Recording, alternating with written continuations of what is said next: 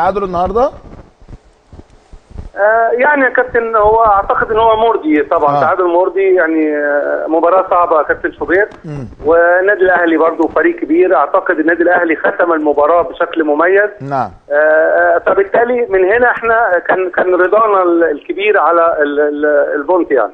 طيب يعني سر التباين ما بين الشوطين، الشوط الاول متماسكين واقفين على رجليكم، الاداء شكله جيد زي ما حضرتك قلت. الاهلي ختم اخر 20 دقيقه بشكل اقوى، وصول للمرمى، ضياع فرص، هدف ملغي.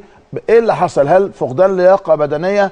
هل يعني ثقتكم في كليتشي ولوبيز ما كانتش في محلها يا كابتن اشرف؟ كابتن هو طبعا احنا اشتغلنا الشوط الاولاني زي ما حضرتك قلت بشكل مميز، وصلنا للجون. ضيعنا اكثر من فرصه بسبب اللعيبه، كان في عصبيه. الشوط الثاني النادي الاهلي ختم كويس، لكن حتى كابتن شوبير وهم بيختموا كويس.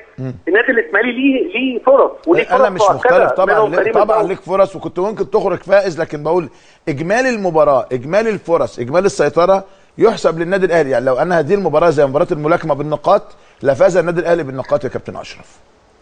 يعني يا كابتن هتلاقي الفروق كانت بسيطه برضو.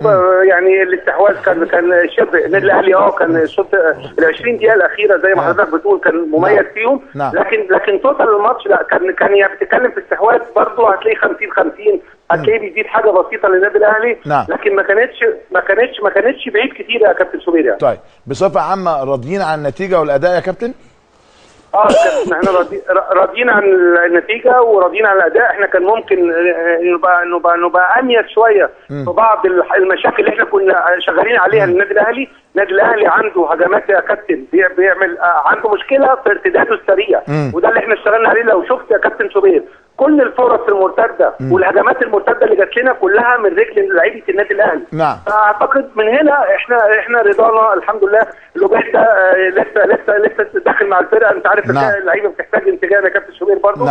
اعتقد الحمد لله مستر ريكاردو والمجموعه كلها الحمد لله راضيين كل رضا. استاذ خالد التوحيد عايز اسالك سؤال يا كابتن اشرف. كابتن اشرف استاذنك على الاختيار جون انطوي وكليتشي ولوبيز. اعتقد انه كنتوا بانيين عليه تصور. انا مستمع يا استاذ. طب بيسالك عن الثلاثي انطوي مع كليتشي مع لوبيز، كان امالكم وطموحاتكم اكتر بكتير من اللي اتقدم في المباراه. وايه الاختلاف ما بين الاداء الجيد اللي قدموه الثلاثه واللي اقل في الشوط الثاني؟ ليه حصل ده؟